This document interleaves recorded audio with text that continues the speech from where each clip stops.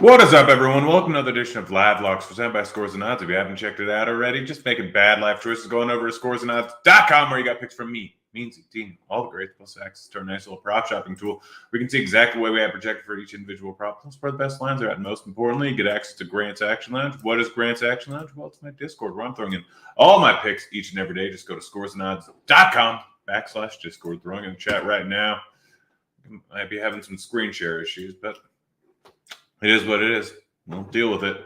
Yeah, we got basketball. We got baseball bets today. We got a smaller slate, but still got a decent amount of bets in there. If you've been hanging out in the Action Lounge, you know. First one's Johan Oviedo, under 17.5 strikeouts, plus 102 at Caesars, plus 115 on under 5.5 strikeouts.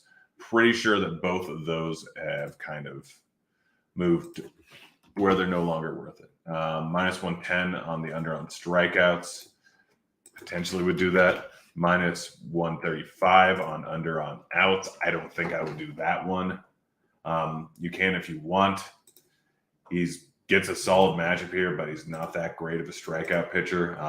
Numbers just a little bit inflated because of the matchup versus Oakland. They have adjusted, so I don't know if I really trust it too much on the season, sitting at sub 20% K rates.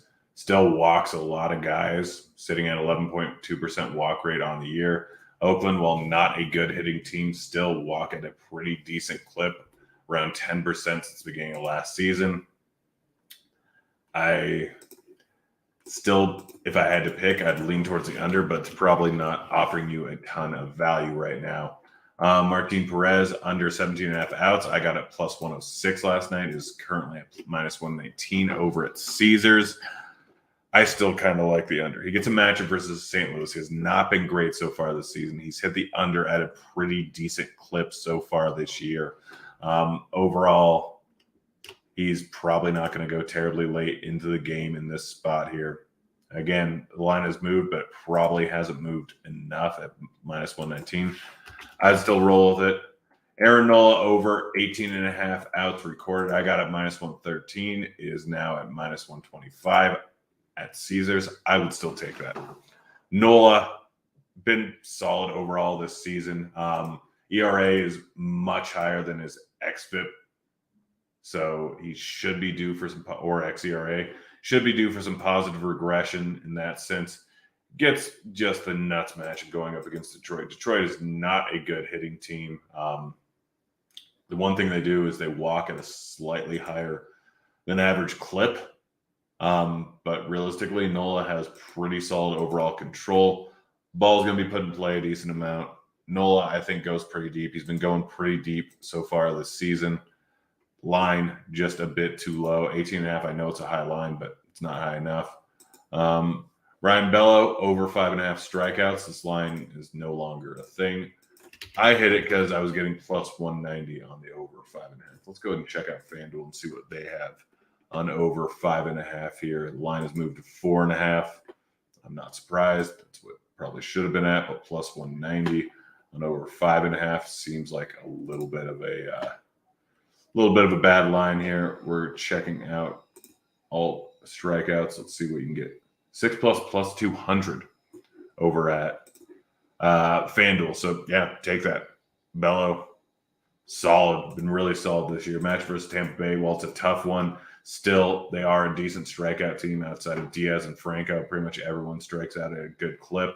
Bello been sitting around a 24% K rate on the season. Let's see, 23% K rate on the season. So solid strikeout pitcher. Shane McClanahan, under 17.5 outs recorded. I got it at plus 104. It is currently sitting at minus 104. Still would take it at that. Tough matchup versus Boston. Tough place to pitch over in Boston. McClanahan has hit this at over a 50%, or hit the over at over a 50% clip on the season. But overall, tough matchup. Patient team in Boston. It's just a spot where I don't think that he's going to end up getting there. Has over a 50% chance of doing it. Sorry, I'm trying to deal with something else right now. But yeah, McClanahan, again, very solid pitcher.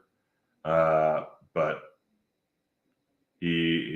this line is too high, and the tough matchup is not going to get there. Before we get to our bets, go ahead and shout out to our sponsor, Shady Rays, fantastic sunglass company. Donated over 40 million meals to Feeding America. Great return policy if you don't like it, or if you just want to switch for a new one, you can do that within 30 days. Plus, you break it, you lose it. Guess what? Boom, they'll send you a new one. No questions asked.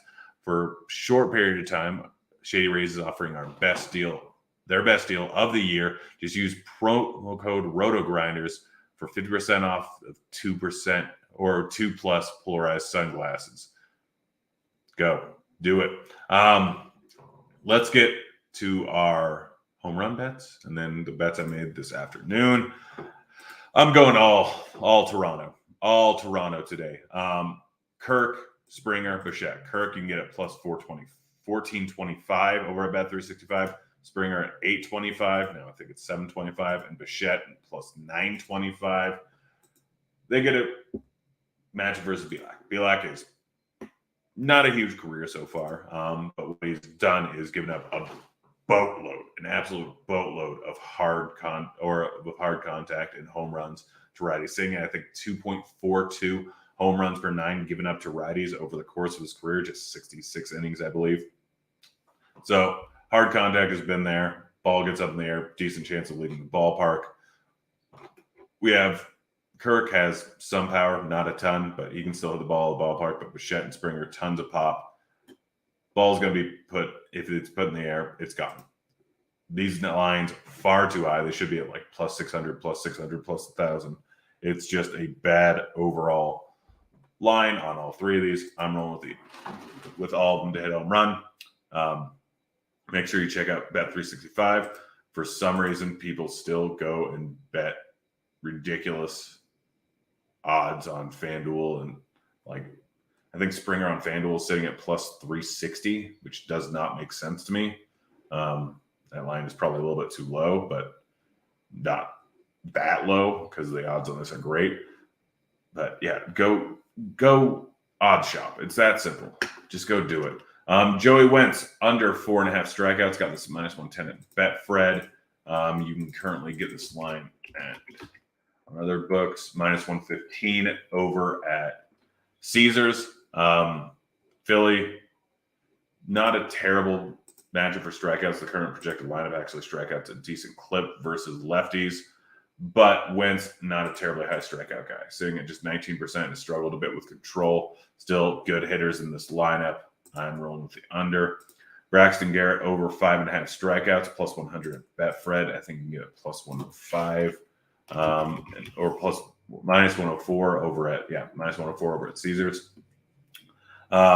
Garrett has been very solid so far this season. Very solid. It's a decent match versus KC. KC is one of the worst hitting teams in the league. They decided to bat Prado leadoff for some reason. Huge K rate versus lefties.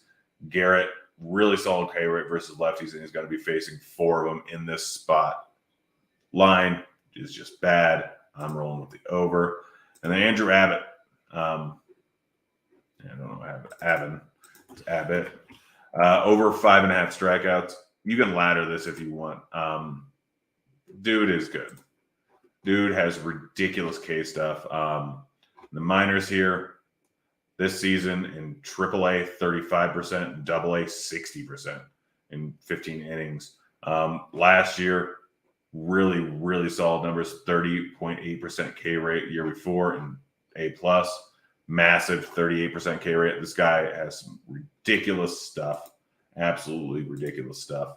Match versus Milwaukee is a solid one, 4 strikeouts, even versus lefties. I think that this dude is going to be silly good. I'm rolling with the over 5.5 strikeouts. That's it. That's the show. Hope you enjoyed it. Be back again tomorrow. Same time, same place. Right here. Bye, kids.